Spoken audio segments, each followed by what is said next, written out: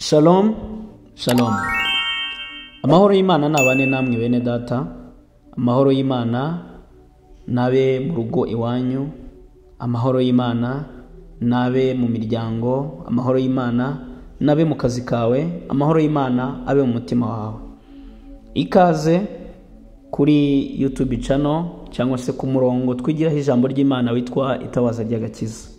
Uri kumwe nanjye Eva Twahirwa Emi. Mbahaye ikaze muri Isanga, uyu murongo n'uwanyu. Nanjye ndi umugaragu wanyu. Imana Data ibahereza umugisha. Ndagira ngo dukomeze kwiga ijambo ku kwizera. Kwizera kugira ngo gukure mu muntu ni gute? Mu gitabo cya Matayo ibice 15 umurongo waho wa 26 kugera kuri 28 tuhasanga inkuru y'umugore Yesu Kristo yabwiye ngo ufite kwizera kwinshi cyane. Ufite kwizera kwinshi. Bivuga ko hari ukwizera guke kandi hari no kwizera guke cyane. Ibi ngibi bitwigisha iki rero? Uyu mugore Yesu yabwiye ngo ufite kwizera kwinshi, yagize reaction nziza cyangwa se yasubije Yesu neza. Uyu mugore afite ikibazo cy'umwana we urwaye waterwaga n'umudayimoni, ariko ngo umudayimoni akamuzengereza cyane. Arangije abona Yesu arimo agenda n'intumwa ze, aramusanga aramubwira ngo mwami ngwino, the first of all arimo kumukomandinga, aramubwira ngo ngwino, yes it command, ngwino unyirize umwana.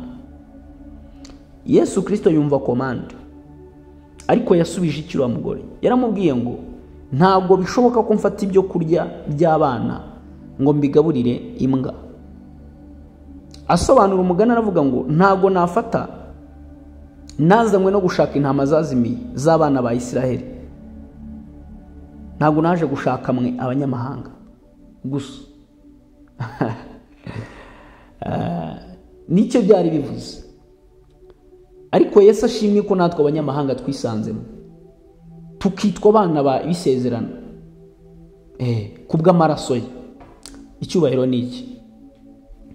Uyu mugore yasubije Yesu aramubwira ngo yego mwami ibyo uvuga nibyo, koko nibyo ndi imbwa ndabyemera, ariko n'imbwa zirya ubuvungukira bwavuye ku meza yabashebuja. Urumva igisubizo yahaye Yesu? Yesu aramubwiye ngo ntago nafata ibyo kurya by'abana ngo mbihimbwa. Umugore aramusubiza ngo yego mwami ibyo uvuga nibyo ndi imbwa.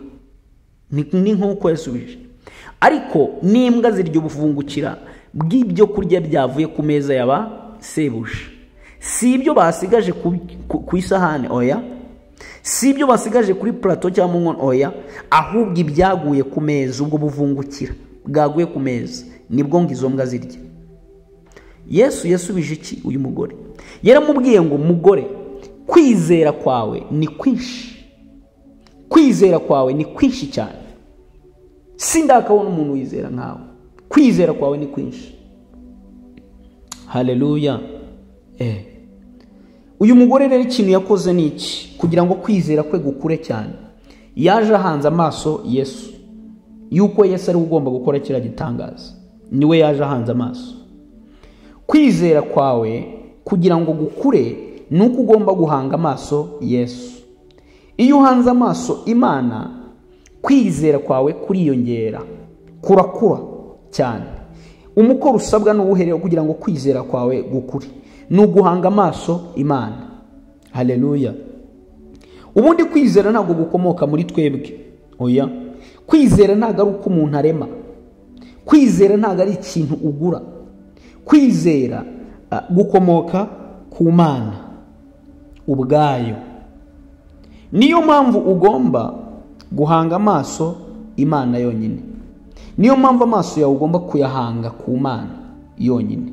Niyo mpamvu ugomba kuba depend on God. Yes.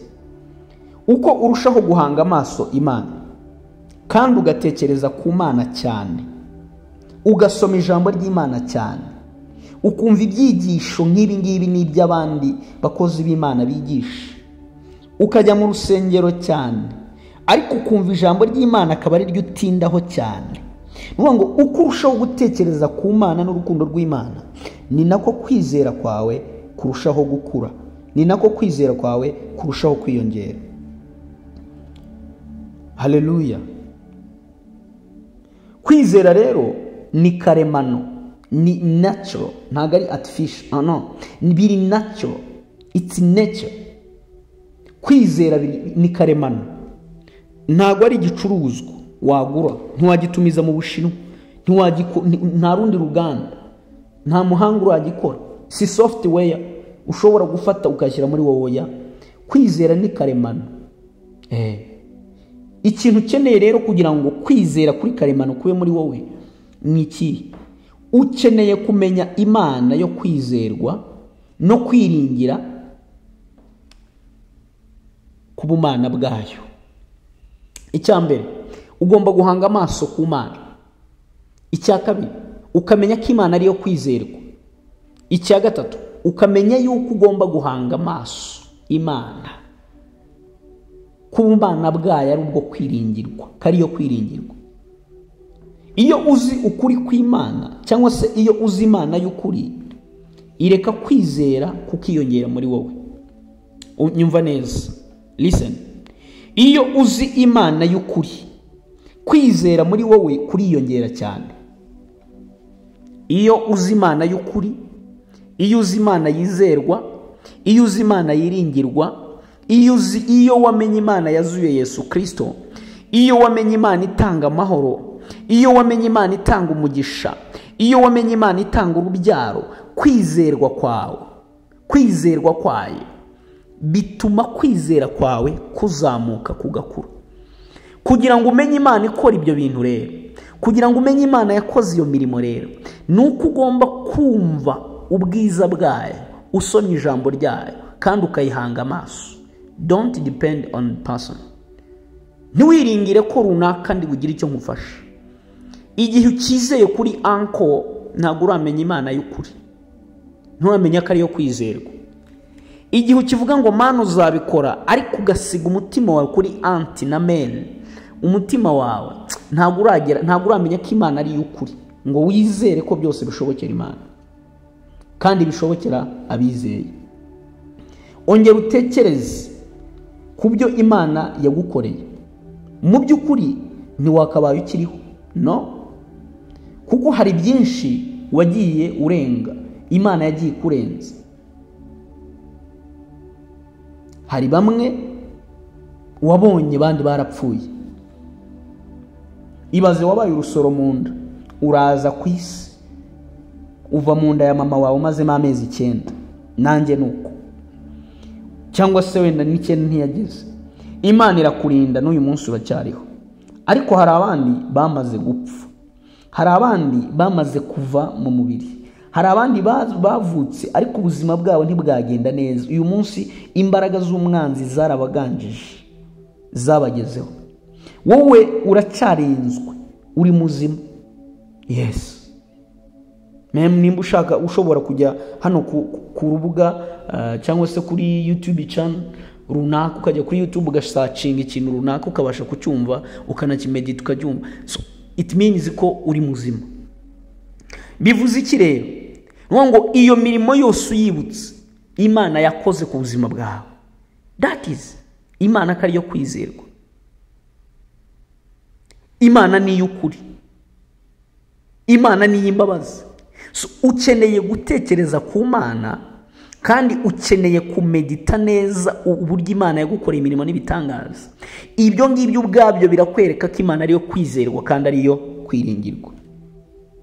Rero iyo uzi Imana kari y'ukuri, kwizera kwawe kurushaho kwiyongera. Just uricara ukavuga uti hari ibimbaho bitaba ku bandi. Ese why kuki ari ngewe bibaho?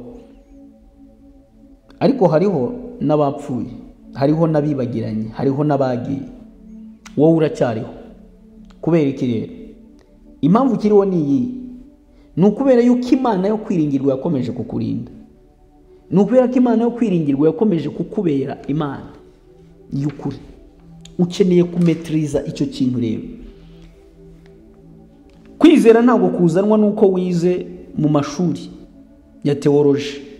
No, ntabwo bizanwa nuko ufite masters, doctora, PhD. No, ntibizanwa nuko uterana cyane, ntibizanwa nuko uri inshuti na pasiteri, ntibizanwa nuko uri inshuti nanjye, ntibizanwa n'ikindi. Kwizera kuzanwa, listen, nyumva neza, kwizera kuzanwa kandi kugakuzwa no kumenya Imana y'ukuri, no kumenya Imana ko ari yo kwizerwa kandi ari Imana yo kwiringirwa gusa.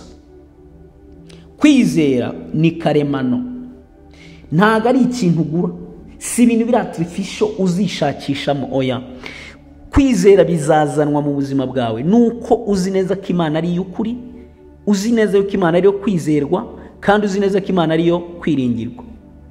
Nibwo kwizera kwawe kuzakura. Haleluya.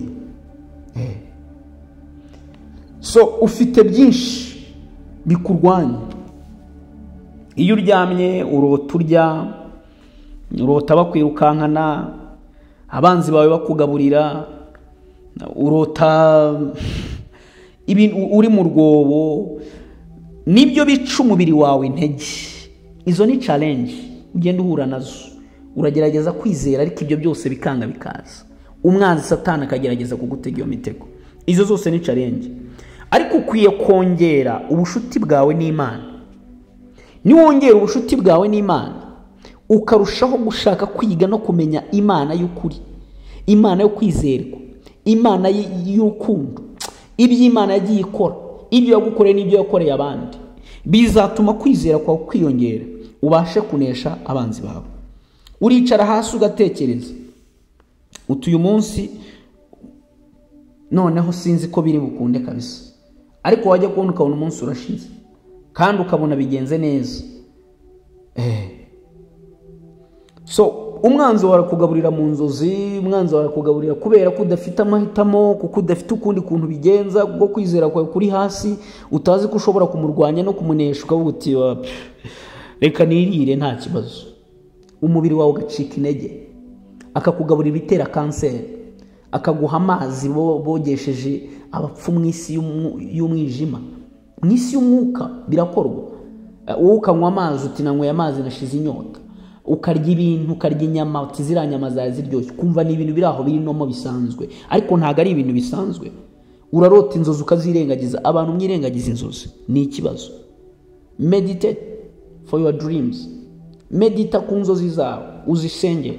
Nimba utanazisobanukiwe uvuga uti Imana, izi nzozi sizisobanukiwe, nta nubwo ndimo kuzibuka, ariko wowe nk'Imana undengere, kuko ndibuka ko byanze bikunze byari biteye ubwoba cyangwa se byagaragaraga nk'ibishimishije, ariko ntabwo nzi ngo ni ibiki.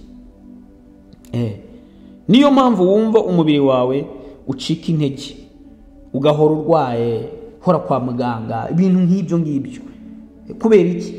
Abantu benshi babaroga mu nzozi. Abantu benshi babaroga mu nzozi, ukumva ni ibintu biri aho bisanzwe. So iyo uzi Imana iyo ari yo, iyo uzi Imana ko ari yo kwizerwa kandi ari y'ukuri, kuri wowe kwizera kurazamuka muri wowe, kugakura. Ukeneye kumenya gusa ko ari yo kwizerwa no kwiringirwa, ko kwizera ari karemano, ko kwizerwa guturuka ku Mana yonyine. Kuzaturuka ku Mana gute? Kuzaturuka ku Mana igihe wamenye Imana, igihe washatse Imana, igihe watekereje ku Mana, igihe watekereje ku rukundo rwayo. Ibuka ibyabaye ku mugaragu w'Imana Dawidi, uw'Imana ivuga ko yishimira umutima we cyane. Ubwo yaragemuriye bene se ku rugamba, yageze asanga bihishe. Arababaza habaye iki? What's wrong? Ko muri mu myobo ko mwihishe?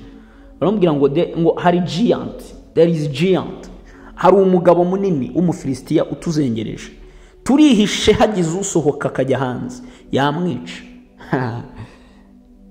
Umugabo, umwana muto uzi kwizera icyo ari cyo Dawidi, uzi ko Imana ari yo kwizerwa, uzi ko Imana ari yo kwiringirwa, aravuga ngo wow, nakubise intare n'idubu, nkazambura umwana w'intama mu kanwa. Icyazaga naragikubitaga nkarinda umukumbi wa data, nta nama yigeze ibura. Uwo muntu yashobora we gufata idubu? uwo muntu yashobora kurwanya idubu. Kwizera kwe kurazamuka. Arangije umwana, baragenda bamwambika imyambaro y'urugamba, aravuga ati ngewe uriya muntu mureke ndamwica. Kubera iki? Kwizera. Iyo udafite kwizera ugira ubwoba. Iyo udafite kwizera urota nabi ukabyuka ujya ku mupfumu kuraguza. Iyo udafite kwizera umuntu arakubwira ati wowe sinkushaka muri iyi karitsiye ndagukuramo, kandi ubizi neza ko hari amategeko akurengera, ariko kubera kutizera ukagira ubwoba, ukimuka ukagenda ugasiga hari ubutunzi, ukajya ahantu utazahinga ngo uneze. Iyo udafite kwizera ibintu byose bigutera ubwoba bikagusunika, push out. Niyo mpamvu bagiye mu myobo ba Sawuli, bamugejeje imbere ya Sawuli. Sawuli amurebye avuga ati nk'uyu okay, reka twe kumureka. Confidence azanye ibyo ngibyo ndavuga by'intare n'idubu ntacyo, mupfe kumwambika imyambaro y'urugamba ajye kuri turebe dupfe apfe nyine nk'abandi n'abandi barapfuye. Ariko Dawidi mu mutima we yari yizeye, yari afite kwizera. Dawidi icyo yakoze ni ikirere, barabimwambitse yumva biraremereye, avuga ngo yamubikuremo ntago nabishaka, sinabibasha, sinabimenyereye, mundeke. Yitoragurira amabuye yafata umuhumetso aragenda. Kwizera kuri muri we, Goliyati amurebye aravuga ati Mana yanjye, Abisiraheli babaye bati, barareba uburyo meze, nabo ubwabo batinyutse kohereza akagahinja, aka kantu ndakica. Dawidi kwizera kuri muri we, umugabo uzi neza ko umwana uzi neza ko Imana yabanye nawe yica idubu, umwana uzi neza ko Imana yabanye nawe akarinda umukumbi wose mu ishyamba atagira gitabara, aravuga ngo wowe Goliyati uduteye mu izina ry'Imana zawe, atariko ngewe nkuteye mu izina ry'Imana ya Isiraheli, Uwiteka ndakwica. Listen, mu kanwa kawe harimo amagambo, nibyo ejo twarebaga, mu kanwa kawe harimo amagambo ubwira umwanzi agahunga. Baga kuroga baragutongera, hari umuntu usugukoraho. Akanwa gafite imbaraga no kwizera gufite imbaraga, n'abapfumu barizera kuko bizerera mu bigirwamana n'Imana zabo. Akajya hariya mu ndaro ye akagutongera ibintu kandi wowe udafite kwizera bikakubaho. Dawidi arangije amutongera amagambo avuga ngo ndakwica, already yamaze kumwica, ndakwica mu izina ry'Uwiteka Imana yanjye. Bivuga ngo yamaze kumwica, fini, byarangiye. Yavuze amubwira ibigwi. Iyo rero wicaye ukibuka iby'Imana yakoze ku buzima bwawe, avuga ngo reka Imana yankijije nkiri urusoro mu nda ya mama, irabuzwa n'iki kumpereza aka kazi? Imana yatumye nkora ikizami mu bantu magana ibihumbi, aka kazi nkagatsindira ndumwe cya turi babiri, cyangwa nkaza mu bakenewe, irabuzwa n'iki gutuma nkagumamo kandi nkakamereramo neza? Iyo wibutse iby'Imana yakoze ku buzima bwawe, kwizera kwawe kurazamuka, bikaguhereza confidence zo kurwana kandi ugatsinda umwanzi wawe. Mu gihe cyose udafite kwizera uzagira ubwoba, utinya umwanzi wawe, uzaba uri mu mwobo uzihisha akwica kurangiza. Ikibazo none se wowe ntabyo wibuka Imana yagukoreye? Ntabyo wibuka Imana yakoze mu buzima bwawe cyangwa yakoreye abandi bishobora gutuma kwizera kwawe kuzamuka? Ntacyo ufite ushobora kubwira umwanzi wawe kubwo kwizera guturuka ku Mana, ukamubwira ngo Imana yangiriye gutya, Imana yakoze iki, Imana yankuya, Imana yanjyanya, Imana yagize gutya, nibi ngibi irabikora, iyakoze biriya nibi ngibi irabikora, iyakoze biriya nibi izabikora. Kandi Imana gukora kwayo ikora ibintu tukabirebera, so turizera. Twamara kwizera tukizera Imana itabonwa n'amaso, yangiza ikabikora bikagaragara, tuzabirebaho. Amen.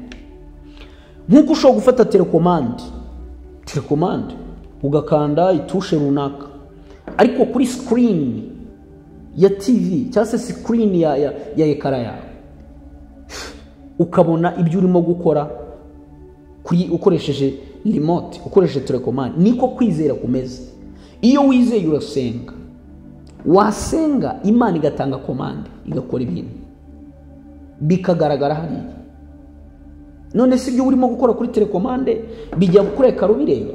Urakantu kavuga ndashaka gushyira kuri RTV ukabikanda se bikajya kubireba? No, ahubwo ubona result y'ibyo wakoze. Iyo twizeye rero natwe tujye tubona result yo kwizera kwacu, ariko byakozwe nande? Ni Imana. Haleluya, haleluya. Hari ibyo Imana yagukoreye. Dr. yarakubwiye ngo ntibizakunda, uzapfa, indwara yawe igenda bituriza, ariko today uriho. Ngo ufite cancer turayibona, ariko uriho. Barakubwiye ngo bimeze gutya na gutya, ariko uriho. Why?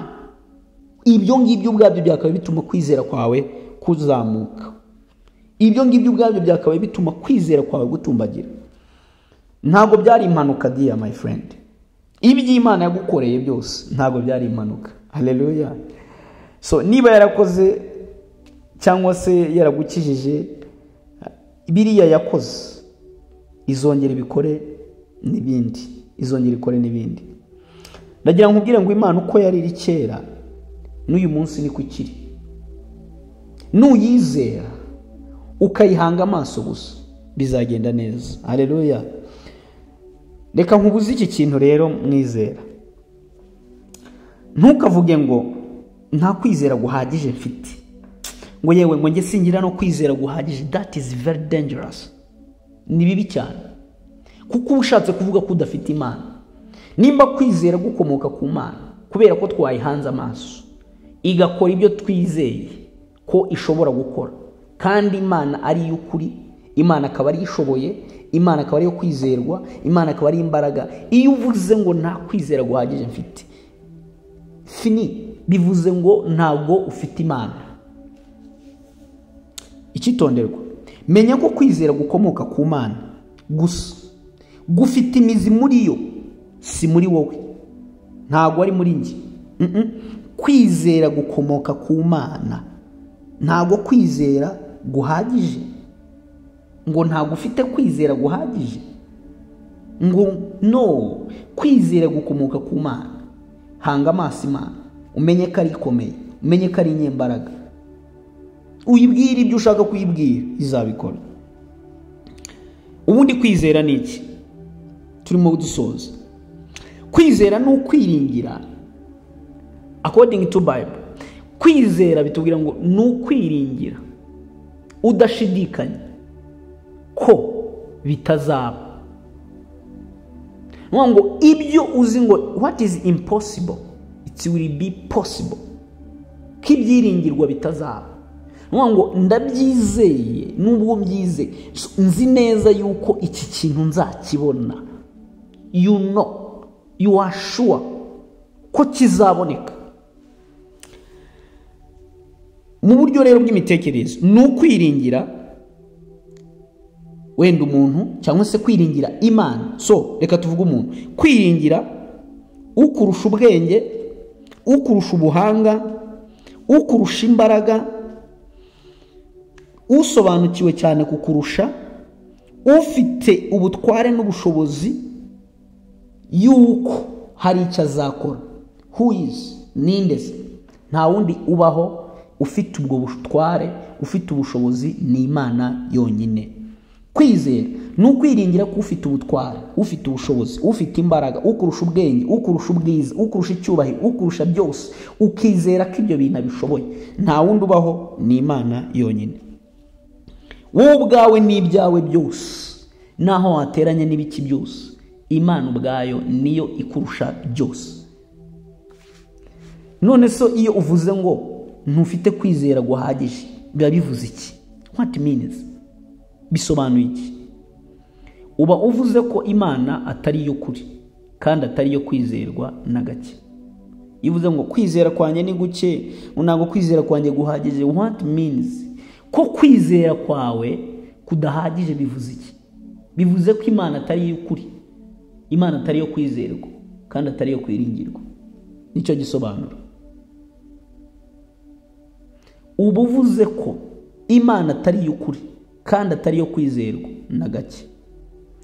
Ubwabyo bikwereka ko utazi Imana y'ukuri iyo ari yo. Kuko Imana y'ukuri niyo kwizerwa kandi niyo kwiringirwa. Haleluya. Imana y'ukuri niyo kwizerwa kandi niyo kwiringirwa. Mwene data, ndagira ngo dusenga. Ugomba gusenga ugahanga Imana amaso, ugahanga Imana amaso, ugasoma Bibiliya, ibyawe byose ukabifata ukavuga ngo Mana, ndabizi neza yuko nubwo ndwaye muganga ntibishoboka, ariko kwizera kwanjye kuri wowe, nzi neza yuko uzankiza kandi ntushidikanye ko ugomba gukira.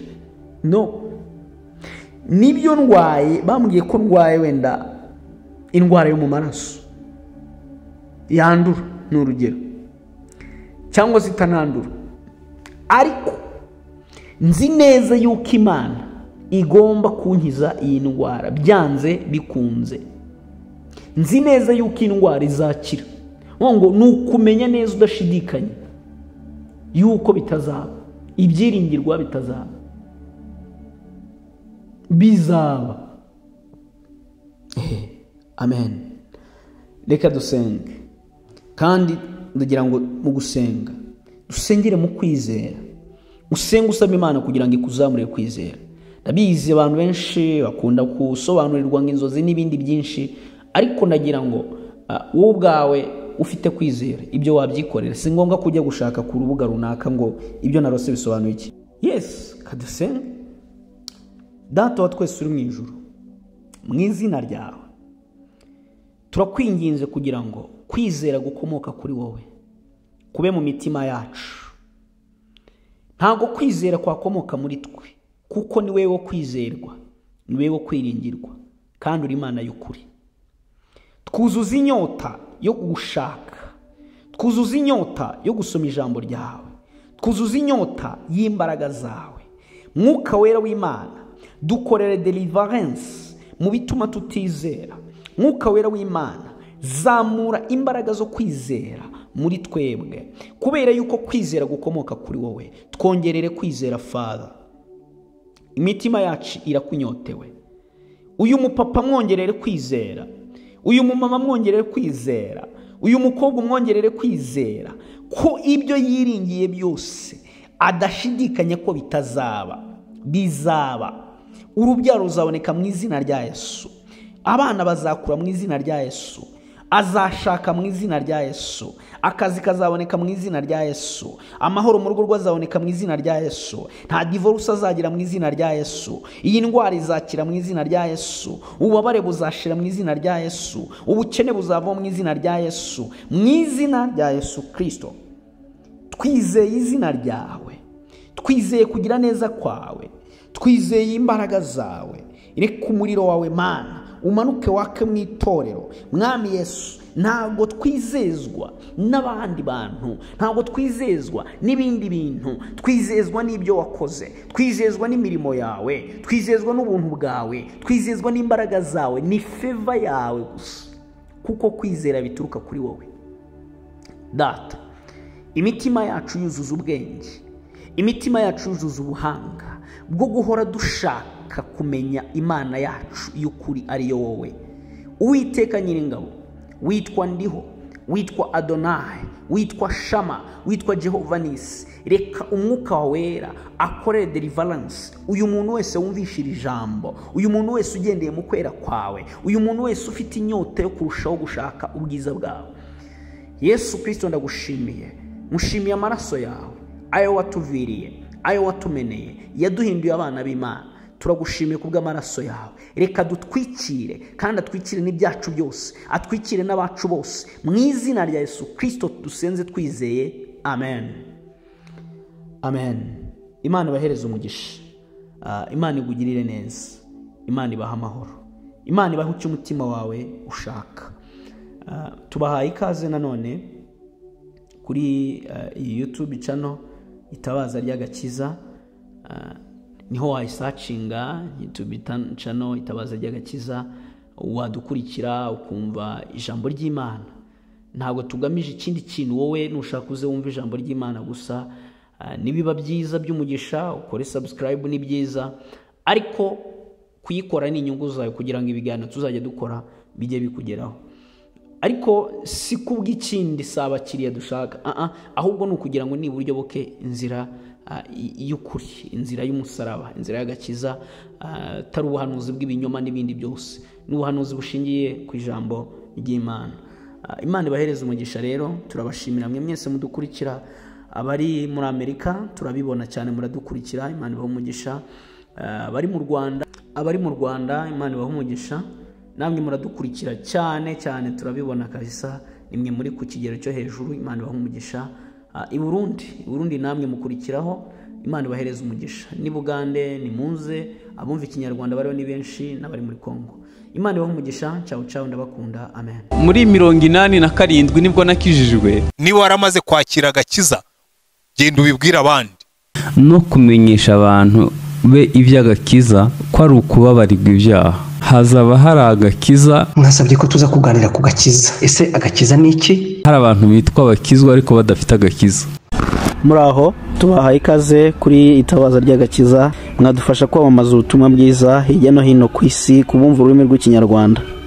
Itabaza ry'agakiza ni YouTube channel duhuriraho kugira ngo twumve ubutumwa bwiza. Ese koko nta bantu muziranye badakijijwe? None nimba muziranye, wowe ukora iki kugira ngo bamenye ubutumwa bwiza se? Mwereke link ya YouTube channel bita itabaza ry'agakiza, hanyuma yumva ubutumwa bwiza, akizwe, urabukoze umurimo. Murakoze.